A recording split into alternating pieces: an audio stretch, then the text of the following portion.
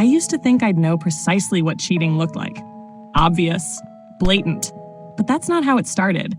It was small things at first. Tiny moments that felt off. A smile that didn't reach his eyes. A phone that always seemed to be face down. A sudden, almost desperate need for alone time. I told myself I was overthinking. Those 2 years together meant something. That love like ours couldn't just slip through your fingers. But the more I tried to ignore it, the louder that gnawing feeling inside me grew. And then one day I realized I wasn't imagining it. I wasn't crazy. I was about to find out precisely what he'd been hiding and who he'd been hiding it with. I started noticing things I couldn't unsee. He was always on his phone, but if I walked by, he'd lock the screen so fast you'd think it was a reflex. He'd laugh at messages he wouldn't share, claiming they were just inside jokes with the guys. But I'd never heard him mention those friends before. He began canceling plans last minute, claiming he had to work late or help his mom. But when I offered to bring him dinner or meet him there, he'd say, "It's just not a good time." There were nights he'd come home smelling like a different perfume. I'd ask, and he'd laugh it off. "You're being paranoid. Stop overthinking." Our conversations turned shallow. The warmth we once had slipped away, replaced by awkward silences and his distracted glances at his phone. I tried to bring it up. He'd flip it back on me every time. "Why don't you trust me? Are you trying to start a fight?" It made me feel like I was the problem, like my gut instinct was just insecurity. I stopped telling friends what was happening. I was too embarrassed to admit I might be losing him, too scared to hear them confirm what I was starting to suspect. But deep down, I knew. Something had shifted. The man I'd loved for 2 years was slipping through my fingers, one lie at a time. And no matter how tightly I tried to hold on, I could feel the truth inching closer, daring me to face it. I wish I could say I kept it together. But once the doubt took root, it grew into something I couldn't control. I started checking his phone when he showered, scrolling for messages I dreaded finding. Every time I heard a notification, my heart would spike. If he laughed at something on his screen, I'd rack my brain trying to guess who he was talking to. I began driving by places I thought he might be, like his office late at night, just to see if his car was there. I stalked his social media, searching for clues in every like, every comment. Did that girl from his work really need to reply to him with so many hearts? I couldn't focus at work. Couldn't sleep without imagining him lying to me. Or worse, lying with someone else. The worst part? I still wanted to believe him. Every time he offered a soft excuse or a tired smile, a part of me clung to it, desperate for reassurance. But even when he held me, it felt hollow, like his mind was somewhere else. My friends noticed. They asked if I was okay, why I seemed distracted, and why I looked like I hadn't slept in weeks. I brushed it off, too ashamed to admit what was happening, that I was losing myself in his lies. That my days were consumed by scanning for evidence. That I had become someone I didn't recognize.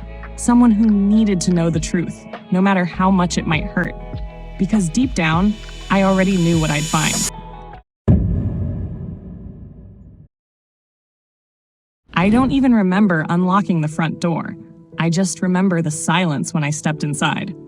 Our home, generally filled with his music or the hum of the TV, was dead quiet. Something felt off immediately, like the air was thicker, heavier. I heard muffled laughter coming from the bedroom. My heart started pounding so hard it hurt. For a split second, I hoped I was wrong, that it was the TV or a neighbor's voice drifting through the walls. But then I heard her voice, my best friend's voice. I inched down the hallway, every step shaking. The door was cracked open just enough for me to see. His clothes were in a pile on the floor. 2 bodies tangled in the sheets, his arm around her. Their whispers turned into gasps of shock when they realized I was standing there. Time froze. I remember the way his eyes went wide, the way she pulled the blanket up like it could hide what they'd done. I felt my knees buckle. I wanted to scream, but nothing came out, just a strangled, broken sound. He stammered. She started crying. Words like, "I'm sorry," and "it's not what it looks like," filled the air, but they sounded empty, meaningless. I saw everything I thought we were shattered in an instant. My boyfriend. My best friend. the two people I trusted most in the world. I turned and ran, the sound of their voices chasing me down the hall. And in that moment, I knew my life would never be the same again. I don't know how long I drove. I just remember gripping the steering wheel so tight my knuckles turned white, tears blurring the road, my mind spinning with images I couldn't unsee. Every mile away from that house felt like a lifeline and a dagger. I kept replaying what I'd seen, what I'd heard, like a nightmare stuck on loop. The betrayal cut deeper than I imagined anything could. It wasn't just him. It was her. The one person who knew all my fears, who promised she'd always have my back. And they'd both looked me in the eye for months, pretending everything was fine. That night, I stayed at a friend's place. I couldn't sleep, couldn't eat. Every time I closed my eyes, I saw them together, heard the excuses, felt the humiliation burn through me again. I started doubting everything. Every moment we'd shared, every I love you, every plan we'd made. Had it all been a lie? Was I ever enough for him, or was he always searching for something else?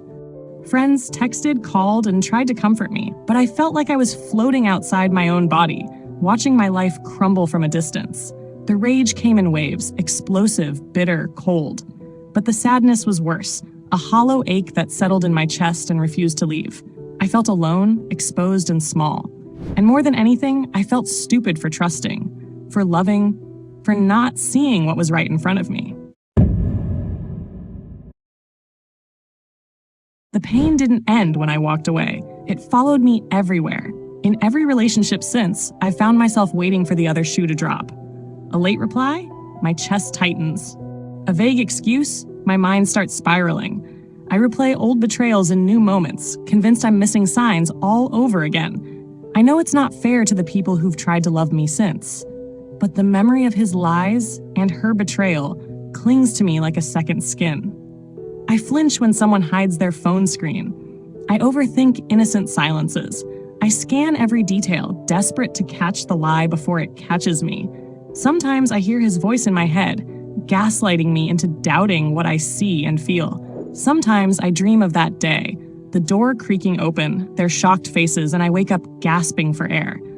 I want to trust. I want to believe love can be different. But there's a part of me that still lives in that moment, frozen in disbelief and pain.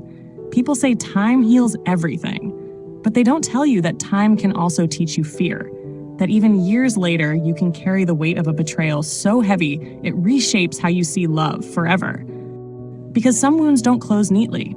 Some stay tender, reminders of the day everything changed, and for me, that's why it sucks to be cheated on. Have you ever been cheated on? If so, tell me why it sucked for you in the comments.